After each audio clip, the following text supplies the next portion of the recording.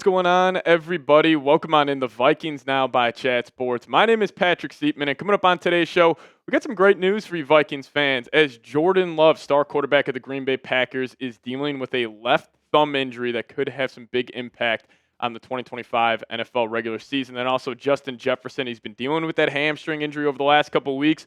We got a positive update from yesterday's practice. And then speak about yesterday's practice, we'll dive into the latest news and notes of what was going on in Minnesota yesterday. But before we dive into it, if you guys could hit that subscribe button today. We're actually closing in here on 58,000 subscribers. We're just 26 subs away. So if you guys have not already, help me out here. Hit that subscribe button. If you guys just want more Vikings content on your YouTube page, this is also a great way to do so. So hit that subscribe button today. Once you guys are subscribed to the channel, just give me a skull down below in the comments section. All right, so the biggest news today, Ian Rappaport tweeting this out. Did not have this on my bingo card, but Jordan Love tore a ligament in his left thumb and had a procedure to repair it. GM Brian Kuntz announced that he called it a little procedure, and he shouldn't miss any regular season time after banging it on a helmet taking a sack. So obviously this is big time news. Now this is his left thumb, not his throwing hand, but this was the play in question. He was playing during the preseason versus the New York Jets. Packers actually had their first string offense out there for 2 possessions. Couldn't really get too much done, but this was the play. He just smacked it on a Jets defender's hand. And, you know, Jordan Love, you're not going to call him an injury-prone guy just yet, but, man, last season he was dealing with injuries, which was a big reason why he didn't look as good as he did during his first year full start in the National Football League. But remember, week 1 in Brazil, he had the MCL sprain. It looked way worse than it ended up actually being. But then back in week 8, he strained his groin. And then even week 17 against the Chicago Bears, he had an elbow injury. So, you know, obviously this isn't, anything too serious just yet. But it is 100% something to monitor, especially for us Vikings fans. Now, unfortunately, we do play the Green Bay Packers on the second half of the year. So, if all goes right for Jordan Love during this rehab process, he'll probably be 110% when the Vikings and Packers square off. Also, Week 18 versus Green Bay, you never know what type of implications that game could have. Could it be for a wild card spot? Could it be for the NFC North, just like the Vikings-Lions game last season? We'll have to wait and see. But I did watch the entire Packers-Jets preseason game. And the Packers decided to roll with their first-team offense, first-team defense for the first 4 possessions of that game. And the Jets handed it to them. Their offense stalled out on 2 straight possessions. The first possession of the game, they actually had a 3-and-out. Their receivers had 2 drops. Their offensive line was getting their ass handed to them by the Jets' defensive line. And then also defensively, Justin Fields went right up and down the field, was able to put the ball in the end zone. So I have concerns for the Packers. We obviously know that cornerback group is completely depleted. And if you have a poor cornerback room in the NFC North with the amount of receivers that are in this position, in this division. Like, we obviously know what's going on in Minnesota with Jefferson, Addison, but even Chicago with DJ Moore, Rome Odunze, and then Detroit with Amon-Ra and Jameson Williams. I just have some concerns over this Packers team. Their offense is going to have to be top 5 in the league if they want to reach their goals this season. So I think it could be another year where the Packers, maybe they're floating around 9-8, 10-7, but I just don't see the potential that other people are seeing with this group. We'll have to wait and see how it plays out, but hey, good news for us Vikings fans. Jordan Love a little banged up. But speaking about the Packers and the Vikings, swept them last year. That felt amazing. Was probably the highlight of the entire season for us Minnesota Vikings fans. So if you guys want the Vikings to sweep the Packers yet again, just hit me with a skull down below in the comment section. Make it look like U.S. Bank Stadium on game day. Just give me a skull down below. All right, let's talk about number 18, the best wide receiver in the National Football League. For some reason on Twitter yesterday, kind of started going viral. Who's better, number 18, or who's better, number 1 in Cincinnati, Jamar Chase? Listen, I think both those guys are top 10 receivers of all time, but what number 18 has done to start his career is the best start that a wide receiver has ever had in the National Football League. I think it's going to be one of those things. Whoever has a better year the previous season, they'll get the top nod as the best wide receiver in the game, but I think Jefferson, you guys know, I think he's got top 5 all-time potential, but also I think Jamar Chase could be a top 10 receiver of all time. But what's the good news on Justin Jefferson? So reports coming from camp is that Jefferson was out there on the field doing walkthrough drills. He also had a viral clip. He was like running around the practice field. He was hitting a bunch of Euro steps, and clearly the hamstring seems all right. Now, this is also a different hamstring injury than the one he was dealing with in 2023, which caused him to miss 10-plus games that season. So not really too concerned about it, but a hamstring is one of those things that can linger. So hopefully the Vikings are playing this safe. You got joint practices coming up here in a second against the New England Patriots starting tomorrow.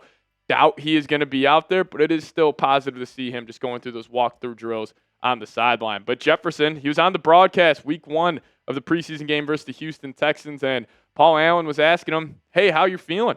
And Jetta said this, it's coming along just every single day, just working on it. Working on the strength, working on the mobility. I'm feeling pretty good right now. Just inching my way every single day. Don't worry, Jets is going to be back on that field real soon. I love Jefferson referring to himself in the third person. But, hey, put him on ice until week 1. This is, Jefferson's at the point in his NFL career where I don't need to see him during training camp. You don't need to see him during the preseason. If he doesn't practice a single time until Monday night, I'm still feeling confident in him going out there and still being the best wide receiver in the league. And we obviously know Jordan Addison will be suspended for the first 3 games. You're looking at this Vikings wide receiver room, still assuming Rondell Moore will miss serious time this season. Other guys are going to have to step up, whether that's Jalen Naylor or third-round pick Ty Felton, or even saw Lucky Jackson have a very impressive preseason performance. We got Silas Bolden, the UDFA out of Texas. He showed some pop in the first preseason game as well. But I'm very curious to see how this Vikings coaching staff will manage the Jordan Addison suspension. Kevin O'Connell's been raving about Jalen Naylor, him stepping up, being that wide receiver 2. But that wide receiver 3 spot, KOC likes to run 3 wideouts on the field a whole lot. Will it be Ty Felton? Will it be Lucky Jackson? Can't wait to get those answers Monday night. But let's show Justin Jefferson some love. Some nonsense out there about Jamar Chase being better, and I get it. Like, Bengals fans will always say Chase is better. Vikings fans will always say Jefferson is better.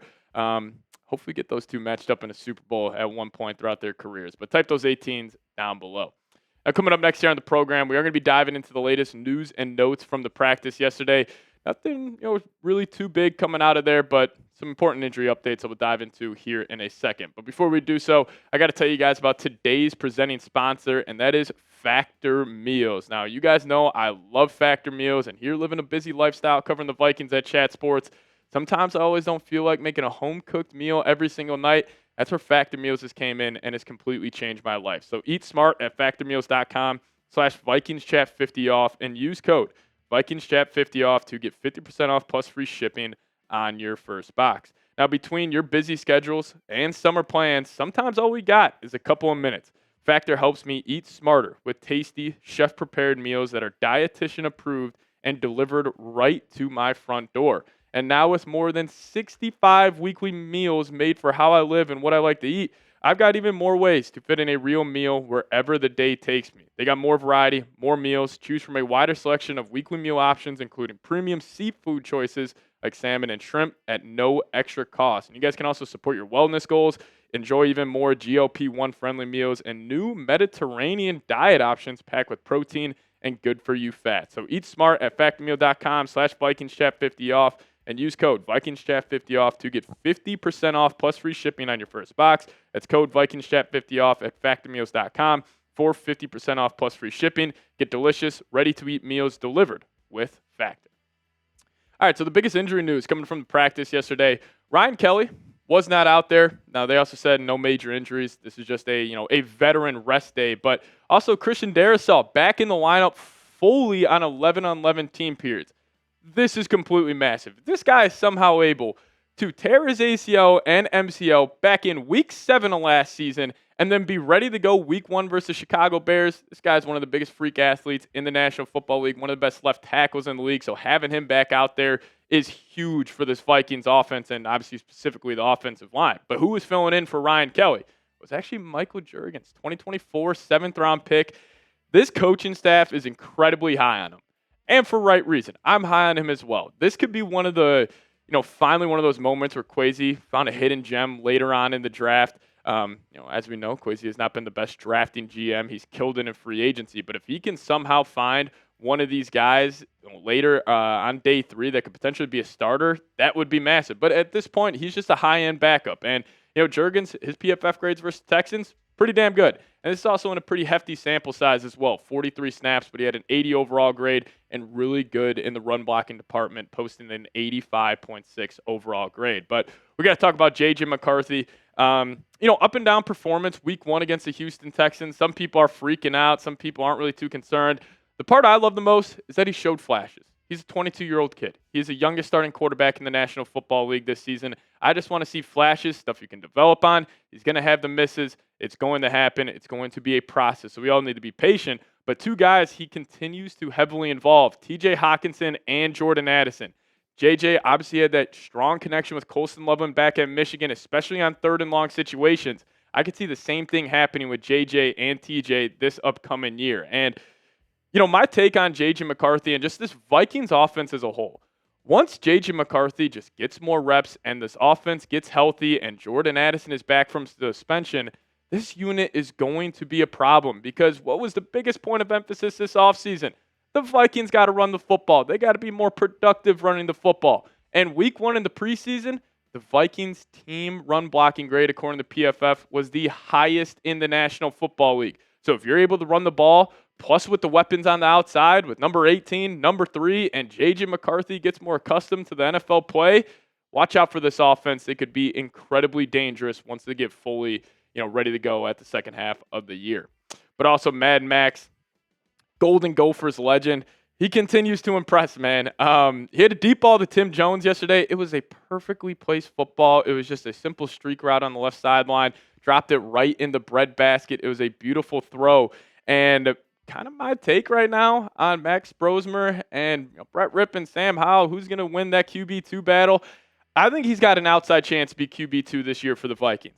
Kevin O'Connell called this guy the smartest NFL player he's ever been around, which is high praise from a guy like KOC who played with Tom Brady, who's obviously had some smart players in his organization here at the Vikings. But if he's giving Brosmer that praise, I think it's going to be a battle between him and Sam Howell, especially with how poor Brett Rippon played in the first preseason game. But I think right now he's quarterback 3. But if he goes out there weeks 3 of the preseason, and he has a good performance, watch out for Brosmer potentially being QB2 this season. But I'll ask you guys this. If you had to pick one right now, you rocking with Mad Max, give me a 12 down below in the comment section. If you're going with Brett Rippon, give me 11 down below. Or if you're rolling with Sam Howell, give me an 8. You guys let me know your thoughts. Who should be QB2 for the Minnesota Vikings?